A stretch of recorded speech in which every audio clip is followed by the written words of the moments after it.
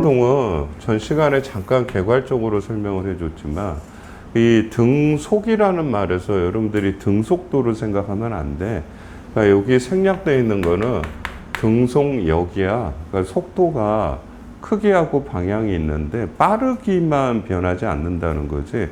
그러니까 여러분들이 매 순간에 이렇게 원운동을 물체가 해주면은 이 속력하고 요 속력은 예를 들어서 10이다 그러면은 이 크기는 안 바뀌는 거야. 근데 매 순간 속도의 방향이 매 순간 바뀌기 때문에 얘는 속도의 변화가 생기는 거야. 즉 등속 원운동도 가속도 운동이다. 이 정도는 좀 아셔야 되고, 진자 운동은 너무나 명확해요. 여러분들 보시면은 시계추가 왔다 갔다 해주니까 막 빠르기도 변하고 방향도 매 순간이 변해.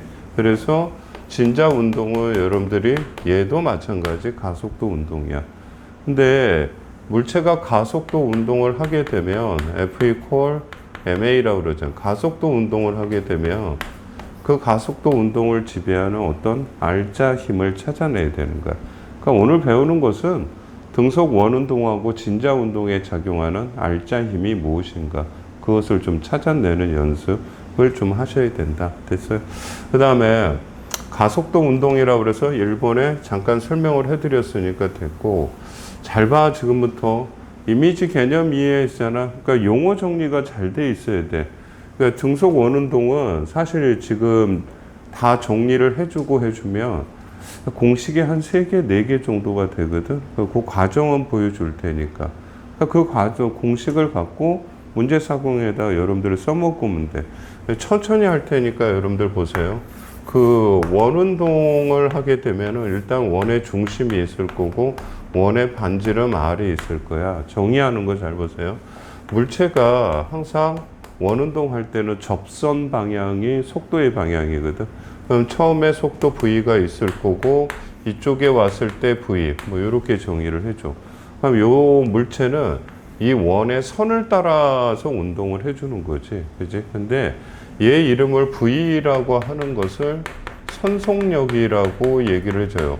그러니까 빠르기만 보겠다는 거야. 그래서 방향은 매 접선 방향으로 바뀌어. 근데 선속력은 앞에서 배웠던 내용하고 뭐 공식이 새로운 게 없어. 속력은 시간분의 거리다 보니까 여기서 출발해서 다시 물체가 원상태로 돌아오면 1회전했다고 그러거든. 그때 1회전하는 시간을 우리는 대문자 t라고 쓰면서 주기라고 할 것이고, 거리는 한 바퀴 돌았으니까 원둘레가 되겠다. 그러니까 원둘레 공식이 2πr 이렇게 써주면 돼. 그러니까 이게 선속력 공식이야. 그거 별거 없어요. 알겠지? 그 다음에 원운동에서는 이제 새로 들어오는 내용이 뭐냐면은 여기서 A에서 A 다시까지 가는데 시간이 뭐 예를 들어서 T가 변했어. T초. 근데 변한 게 뭐냐면은 처음하고 나중에서 세타라고 하는 각도의 변화가 생기는 거야. 그러니까 원운동은 시간당 각도의 변화도 관계식으로 좀 적용을 해줘야 돼. 그래서 W라고 써주면서 읽을 때는 오메가라고 읽어주는 거야. 그러니까 오메가의 정의는 각속도라고 얘기를 해주는 거야. 그러니까 각속도 이렇게 되면은 시간당 각도의 변화야. 알겠지? 위치의 변화가 아니라. 얘도 마찬가지. 처음에서 한 바퀴 1회전하고 제자리에 돌아오는 시간을 주기는 t라고 잡아줘. 그 다음에 한 바퀴 돌면은 호도법상에서는 360도라고 하는데 우리는 여기서 라디언을 쓰는 거야. 수학 시간에 배우지 않았어? 360도는 몇 파이야? 2파이라고 써주는 거야. 그래서 한 바퀴는 360도인데 이 녀석은 2파이라고 써주는 거야. 이게 바로 각속도의 정의가 되는 거야. 여기까지는 되겠죠. 정의 자체는 정확하게 기억하셔야 돼. 그래서 여러분들이 선속력하고 그 다음에 각속도의 관계식을 한번 유도해 주면 여기 t분의 2파이가 오메가라고 되어 있잖아. 그래서 여러분들이 잊지 말아야 될 공식이 V는 R 오메가라는 관계식은 반드시 좀 기억을 하셔야 되는 거고.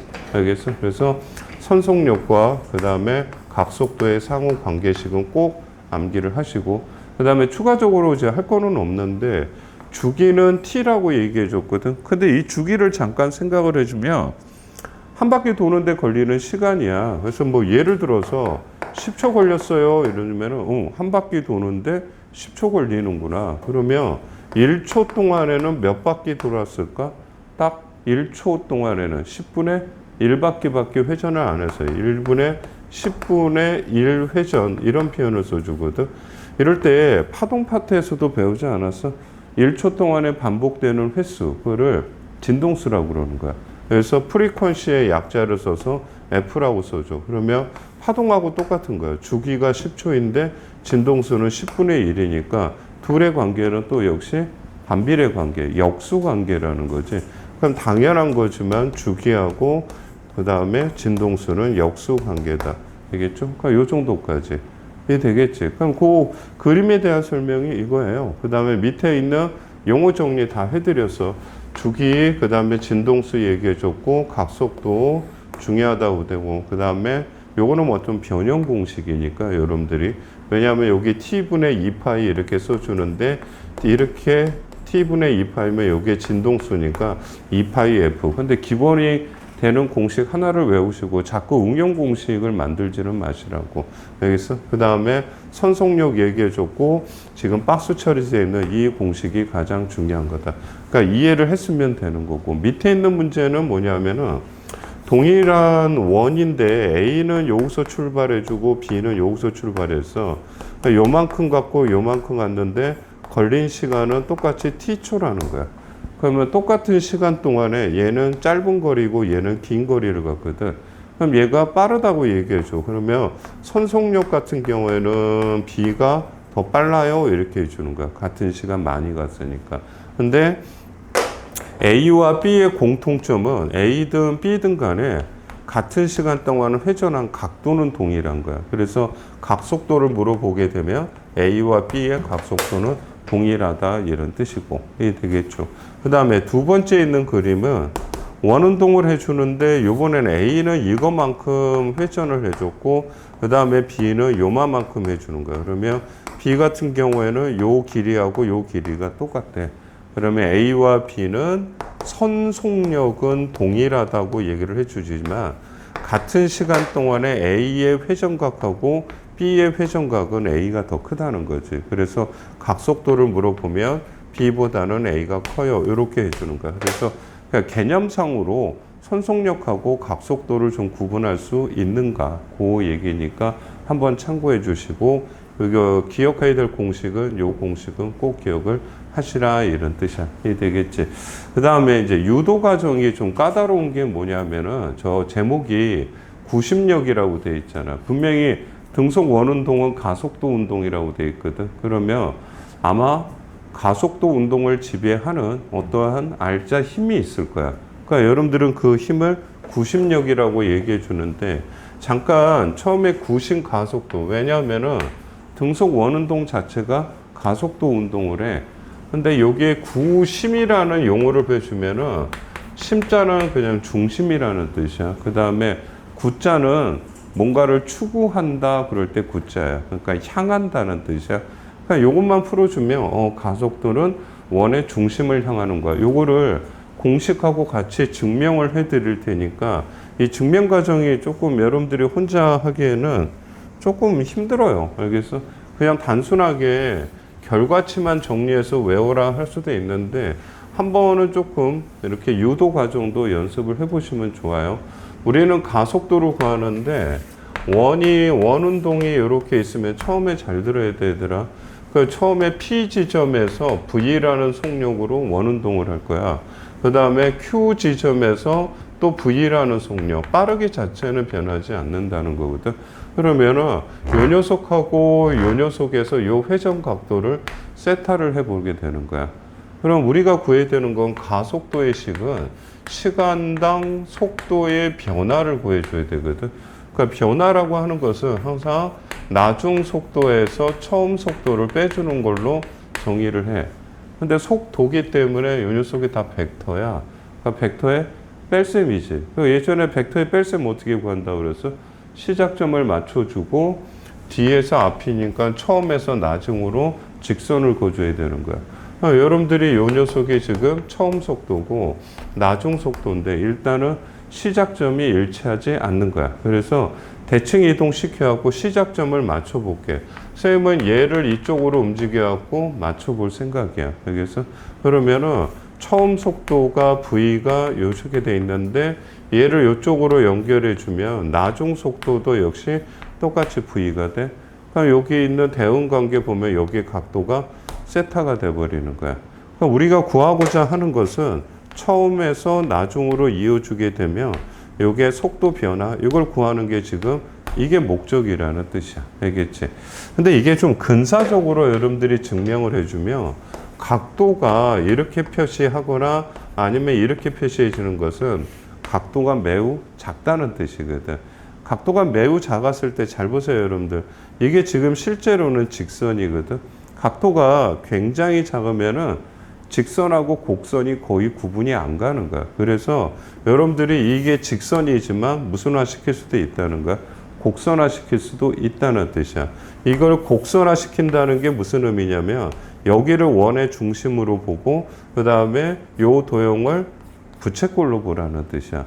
그러게 되면은 부채꼴의 호의 길이 공식을 알고 있어. 부채꼴의 호의 길이는 R 세타 이렇게 정의하거든. 요 녀석이 우리가 구하고자 하는 부채꼴의 호의 길이가 근사적으로 하는 거야. 그 다음에 R 세타 여기서는 반지름이 V로 돼 있잖아. V. 그러니까 V 써주고 그 다음에 각도는 세타 이렇게 정의할 수 있는 거야. 근데 가속도의 정의는 속도 변화가 아니라 시간당 속도 변화가 돼버려. 그럼 시간당 속도 변화 이렇게 나눠주게 되면은 델타 이렇게 해줘. 그러면 요거는 앞에서 배웠잖아. 시간당 각도의 변화는 오메가라고 쓰면서 각속도라고 얘기를 해줬거든. 그래서 정의를 해주게 되면 가속도의 공식이 세 가지가 나오게 되는 거야.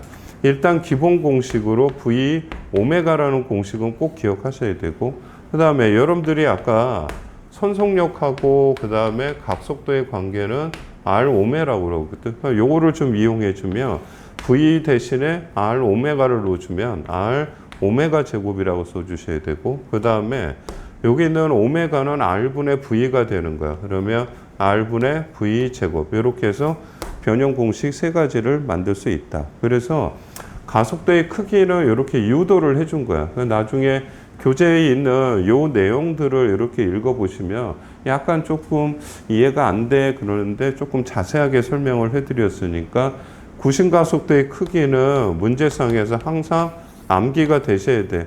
그러니까 이게 암기가 안 되면 문제에 어떤 적응을 못해. 그때 유도해서 풀면 되지. 그러면 안 된다고. 그래서 무조건 암기를 하시고 문제 상황에서. 근데 도대체 어떤 공식을 써야 되는가? 항상 물리가 변형 공식이 많잖아. 언제는 이걸 써야 돼요, 이걸 써야 돼요, 이걸 써야 돼요. 그걸 문제 상황에서 여러분들이 판단하셔야 돼. 이게 원운동에서는 뭔가 A라는 물체하고 B라는 물체의 비교 문제가 상당히 많거든. 그러니까 뭔가 비교를 할 때는 두 물체의 같은 점을 빨리 찾아야 돼. 무슨 문장상에서 같은 속력으로 움직이는 두 물체. 그럼 V가 똑같은 거 지워버려야 되겠지. 알겠어? 시간당 회전 각이 똑같은 두 물체. 그럼 각속도가 동일하구나. 이렇게 해서 지워서 남는 것들을 여러분들이 선택을 해야 돼. 자, 여기서 하나 더 해야 될 게 뭐냐면, 이제 크기는 구했는데, 가속도는 정확하게 벡터예요, 벡터. 벡터라는 건 크기도 있지만, 방향도 갖고 있다는 거죠. 그러면 가속도의 방향을 어디일까도 좀 찾아야 되거든. 왜냐하면, 왜 가속도의 방향을 찾아야 되냐면, 여러분들이 운동하는 물체에 적용하는 관계식이 F=ma가 되는데, 가속도의 방향을 찾으면은 R자 힘의 방향을 알 수 있거든. 어차피 가속도의 방향하고 힘의 방향은 동일한 거니까. 근데 여러분들이 여기서 힌트를 좀 얻으셔야 돼. 각도가 매우 작다라고 돼 있지. 그럼 원 상태로 다시 한번 돌아와 봐. 지금 이 도형은 다시 삼각형이야. 여기서 삼각형인데 각도가 굉장히 작아. 이게 각도가 작으면 삼각형의 내각의 합은 총 180도가 돼야 되거든. 그럼 요 끼인 각이 거의 0에 가까워. 근데 180도가 되려면 근사적으로 요 각과 요 각의 합이 90도가 돼야 돼. 90 피해야지 근사적으로 180이 돼. 그러니까 요 각도가 작으면은 요 각도는 거의 190도가 돼야 되는 거야. 내각이 180도가 돼야 되니까. 그러다 보면 요 속도 변화의 방향이 가속도고 요 녀석이 원운동의 속도의 방향이거든. 이게 90도가 돼야 된다는 것은 속도의 방향하고 직각 방향으로 90도가 된다 이런 뜻이라고. 그러다 보면 가속도의 방향이 원의 중심을 향하게 되는 거야. 그래서 이름을 우리는 중심을 향한다 그래갖고 이거를 구심 가속도라고 그래. 그러면 이 위치에서는 90도니까 원의 중심. 그럼 가속도의 크기는 일정을 해도 방향은 매번 바뀌는 거야. 따라서 여러분들이 원운동도 등가속도 운동이라고 하면 안 돼. 크기는 똑같은데 매 순간의 가속도는 이쪽이야. 그 다음에 여기서는 가속도가 위쪽이야. 크기가 똑같기는 하지만 가속도의 방향도 매번 바뀌기 때문에 이거는 등속 원운동이라고 하면 안 되시는 거예요. 여기서 등가속도 운동이라고 하면 안 되시는 거예요. 등속 원운동은 등가속도 운동이 아니야. 크기는 일정해도 방향이 달라지기 때문에. 그래서 거기까지 정리를 하시면 된다. 됐지? 그러면 가속도의 크기도 알아냈고 방향도 알아낸 거야. 여러분들이 증명 과정은 됐고 맨 밑에 있는 구심 가속도 여기 있는 거 두 개. 원래 시작되는 공식은 V 오메가라는 공식. 저거는 반드시 암기하셔야 돼. 그래서 문제 풀 때 언제라도 써먹어야 된다. 그 다음에 등속 원운동의 주기성이라고 하는 것은 속도하고 가속도는 두 개 다 물리량으로서 방향을 갖고 있는 거야. 알겠지? 그러니까 독립적 사고를 하라고 되어 있는데 선생님이 이거 잠깐만 해줄 테니까 밑에 그래프가 있으니까 너희들은 좀 안 써도 될 것 같아. 여기가 시작하는 거야. 원운동을 했을 때 시작점을 1번 포인트로 잡고 2번 포인트, 3번, 4번 포인트로 잡아주고 다시 제자리 들어오면 한 바퀴 돌았을 때 걸리는 시간은 주기라고 하는 거고 주기의 역수는 진동수라고 얘기를 해주는 거야. 어렵지 않아요.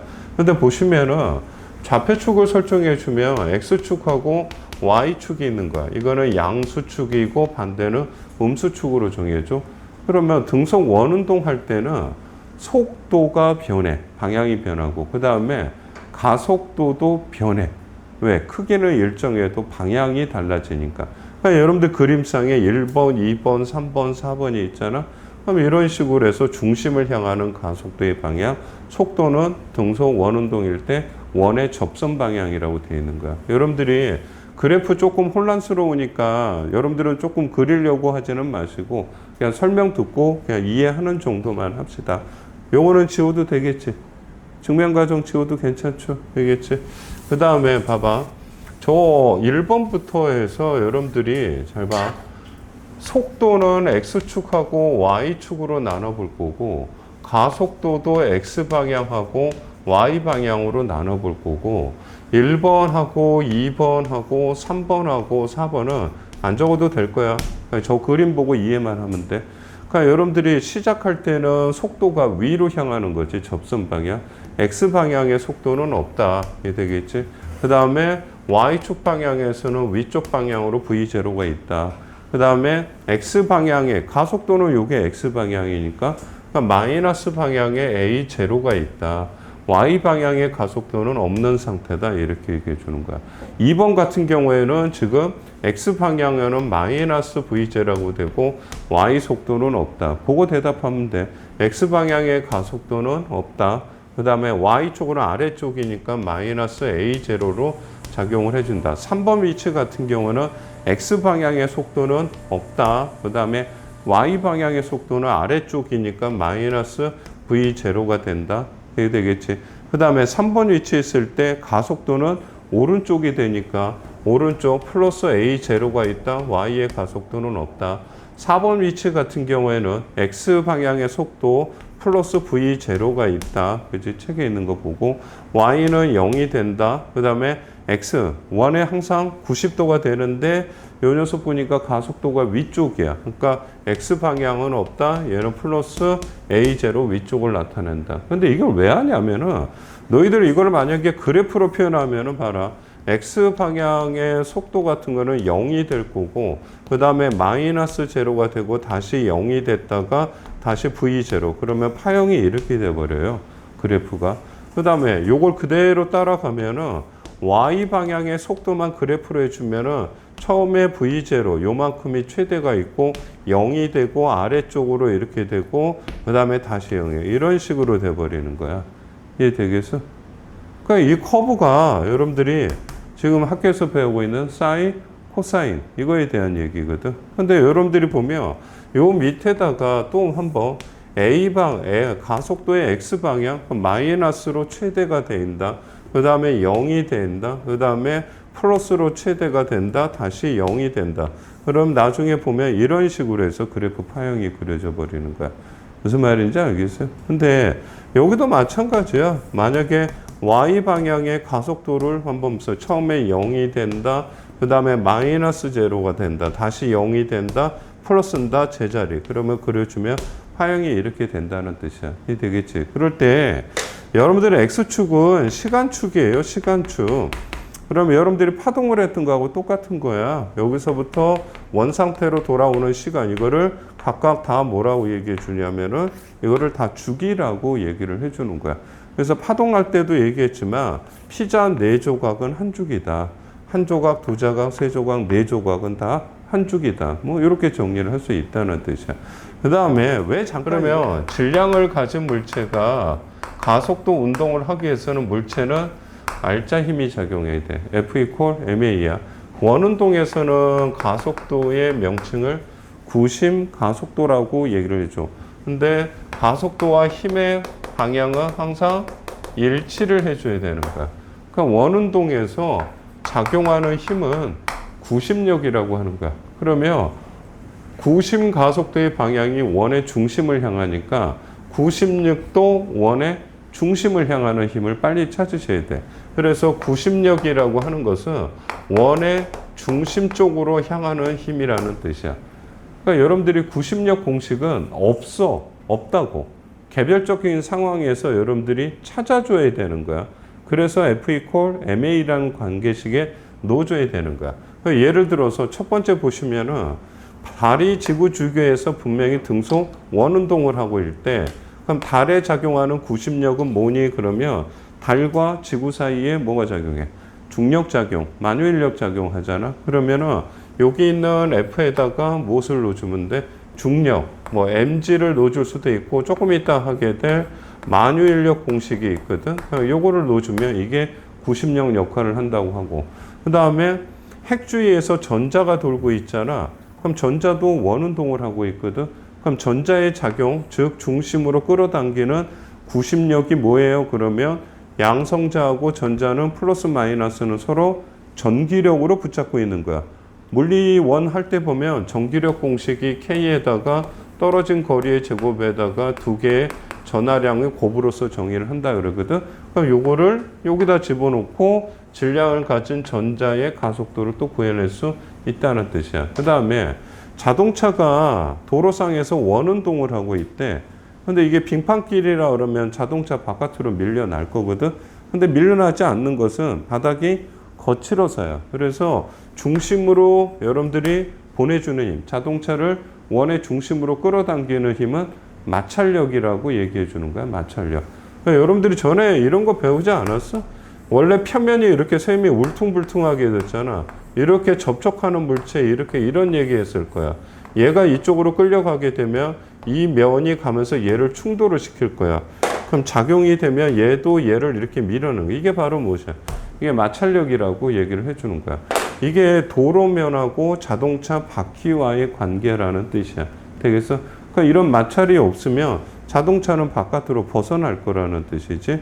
근데 자동차를 안으로 여기서 원의 중심으로 보내는 것은 이런 경우는 마찰력이야. 그러면 이런 상황에서 구심력은 마찰력이고 이런 상황에서 구심력은 전기력이고 중력이고 그러니까 문제 상황에서 구심력 역할을 하는 힘을 여러분들이 직접 찾으셔야 된다. 그래서 네가 구심력을 찾았다 그러게 되면 F 이퀄 ma에다 넣는 거야. 그럼 대표적인 게 m은 써줬고 가속도는 주로 많이 쓰는 것은 R 오메가 제곱을 쓸 것인지 그 다음에 R분의 V 제곱을 쓸 것인지 그거는 상황별로 여러분들이 판단을 하셔야 돼.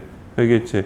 뭐 하나의 식으로 응용을 할 수도 있겠지. 근데 문제상에서 원운동하는 물체의 속력 구하세요. 그러면은 이 공식을 쓰는 게 좀 빠른 편이고 원운동하는 물체의 각속도를 구하세요. 그러면 저걸로 푸는 것이 더 빠른 거고. 알겠지? 여기까지 이해되겠지? 됐어요? 근데 여기서 잠깐 좀 추가적으로 이제 문제를 풀면서 여러분들이 이 내용을 접하게 되는데 봐라. 구심력이 여러분들이 특정이 됐으면 MA니까 R 오메가 제곱이라는式을 쓸 수도 있고 R분의 V 제곱이라는 공식을 쓸 수도 있거든.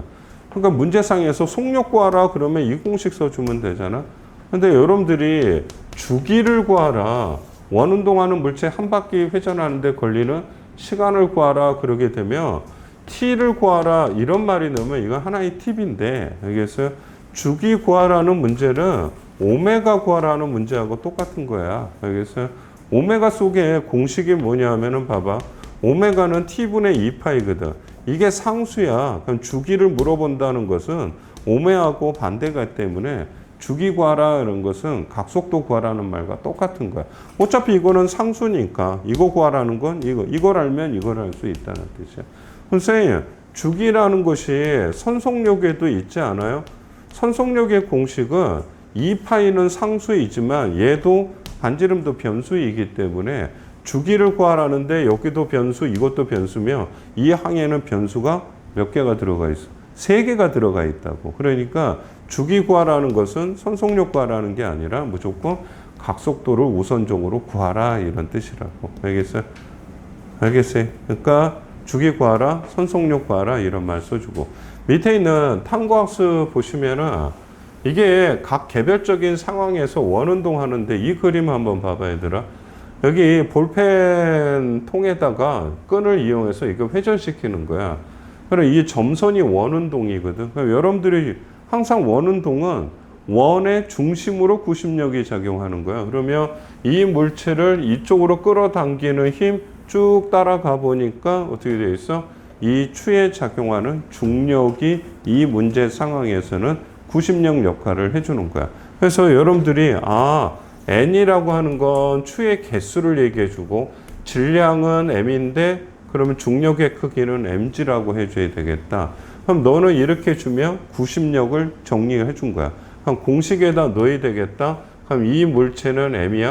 근데 뭐 속력을 알고 싶으면 여기 r이 주어져 있으니까 v제곱 이렇게 써주고 주기를 구하세요. 그러면 r 오메가 제곱 적절한 상황에서 여러분들이 사용해서 식으로 문제를 정리를 하시면 되는 거야. 여기까지는 되겠지. 근데 여기는 잘 되는데 이게 안 되는 거야. 이게 제일 어려운 거야. 이게 저기서도 설명을 하고 있는데 잘 이해를 못 하는 것 같더라고. 이게 뭐냐면은 수직 항력이 구심력 역할을 한다? 이게 되게 특이한 케이스인데 그 자전거 타고 막 열심히 대회하는 애들 보면 평지에서 도는 게 아니라 경사진 도로에서 이렇게 벨로드롭이라고 경륜이라고 들어봤나? 경륜이라는 게 있어. 알겠어? 조금 경사진 트랙에서 자전거 타고 열심히 도는 거, 그걸 벨로드롭이라고 해주는 거야. 그러니까 평평한 트랙이 아니라 경사가 젖어 있는 트랙이라는 거야. 그럼 잠깐만 요거는 필기할 시간 드릴 테니까 잘 봐요. 이거는 세 가지는 무조건 완기하셔야 돼. 벨로드롭을 옆에서 보게 되면 사실 좀 이렇게 돼 있어요. 양쪽에 경사면이 돼 있으면서 물체가 이런 식으로 해서 원운동을 하는 거야. 알겠죠? 옆에서 보게 되면. 그럼 분명히 여기 경사면이 있을 거야. 각도상으로는 경사각이 세타가 되는 거야. 그럼 물체가 여기 있는 거야. 그럼 여기 높이에서 계속 원운동을 한다 생각하면은 여기가 원의 중심이야. 그럼 우리가 원운동에서 가장 중요한 건 구심력을 찾아줘야 되거든. 그럼 도대체 이게 구심력인데 이걸 어떻게 구할 것인가? 질량 m인 물체 이렇게 되는데 그러면 요 부분만 확대를 시켜주면 더 심플하게 조금 크게 확대를 시켜주면 경사각은 세타인데 질량 m인 물체인데 이 물체의 요 F 구심력을 찾아주는 게 목적이야. 근데 경사면은 우리 교재 처음 들어갔을 때 뭐 배웠어? 중력의 직각분해라는 걸 배웠거든. 그 만약에 힘이 이렇게 돼 있으면은 이렇게 갔다가 이렇게 가는 거, 이거를 직각분해라고 했거든. 근데 분해는 말이야, 직각분해만 있는 게 아니야. 알겠어요? 분해는 수도 없이 많은 거야. 그 중에 하나가 직각분해인 거지. 그러니까 여러분들이 이런 화살표 벡터가 하나 있으면 이쪽으로 갔다가 이렇게 갔어. 아, 이것도 뭐야? 직각은 아니잖아. 그러니까 이건 직각분해는 아니지만 분해라고 얘기를 해주는 거야. 분해. 근데 이 상황은 좀 특이한 게 이 녀석한테 작용하는 힘은 mg라고 하는 중력은 존재를 하거든. 근데 우리가 찾는 건 이거를 찾고 싶은 거야. 그러면은 이 중력을 직각분해 안 하는 거야. 그래서 직각분해 안 하고 그냥 분해를 하는 거야. 한번 이쪽으로 갔다가 돌아오면은 분해가 된 거잖아. 알겠어? 여기 있는 각도가 90도가 아니기 때문에 이 상황은 지금 현재 선생님은 직각분해를 한 것이 아니야. 알겠어? 직각분해는 아니야. 그냥 분해라고 하는 거야. 그러면은 중력을 두 개로 분해하는 거야. 이거하고 이걸로 분해해 주는 거야. 그러니까 우리가 찾는 것은 지금 내가 별표치는 요거를 찾고 싶은 거야. 그러면은 각도, 닮은 빛 따져주면은 여기가 세타면은 여기가 이렇게 세타가 돼버려요. 요거 양가 이렇게 돌려서 끼워 맞춰주면은 딱 닮은 꼴이 돼버리거든. 그러니까 여기가 세타가 돼. 잘 보셔야 돼요. 여기 있는 F라고 하는 구심력이 있잖아. 구심력은 여기가 직각삼각형에서 밑변이고 이게 높이가 되는 거야. 그러니까 여기서는 탄젠트 세타가 나오는 거야. 그래서 구심력은 mg 탄젠트 세타다. 알겠죠? 경사각에서 구심력은 mg 탄젠트 세타다. 요거 하나 꼭 암기를 하셔야 되는 거고요. 요건 암기하셔야 돼. 책에 뭐 군데군데 필기가 돼 있기 때문에 요거 반드시 책에 꼭 암기하셔야 돼요. 그러면 여기서 우리가 또 구할 수 있는 게 구심력이 있어? 그러면은 경사면에서 회전운동, 원운동하는 물체의 속력도 구할 수 있는 거야. 그럼 구심력을 구했으니까 F equal ma를 집어넣죠. 그러면 m은 그대로 놓고 가속도는 골라 잡아야 돼. 아까 가속도는 r분의 v 제곱이 있고 r 오메가 제곱이 있다고 그래요. 근데 우리는 속력을 구하는 거기 때문에 r분의 v 제곱을 써줘갖고 속력을 찾아줘야 돼. 그러면은 질량 없애지고 질량 없어질 거야. 그러게 되면은 경사진 트럭에서 도는 물체의 속도는 정리해 주면은 얘가 넘어갈 거야. 알겠어? 그러면 g 그 다음에 r 탄젠트 세타. 알겠어요? 그러니까 이것도 여러분들이 두 번째 응용을 해줬으니까 나중에 유도를 할 수는 있겠지. 근데 빨리 외우라고. 알겠어요? 외우기도 쉽잖아. 이거 지랄탄 이렇게 외우면 되지. 알겠어? 루트 지랄탄. 경사면에서의 물체의 속도는 루트 지랄탄. 뭐 이렇게라도 외워. 알겠지? 요거 외웠고 그 다음에 두 번째. 세 번째가 뭐냐면은 요거를 정리를 하셔야지. 요 녀석이 분명히 중력을 분해를 하다 보면은 이것도 물체를 밑으로 끌어당기는 거야. 그럼 무엇을 해줘야 되지? 면이 물체를 그만큼으로 밀어야 될 거 아니야? 그럼 수직항력이 돼버리겠다. 그러면 요 녀석은 수직항력과 똑같은 거야. 근데 여기서 여기분의 요거 m분의 mg는 코사인 세타가 돼버리는 거야. 그러면 mg는 수직항력 코사인 세타 이렇게 되는 거 이것도 꼭 기억을 하셔야 되고. 그럼 여러분들하고 혼동이 된 거야. 왜?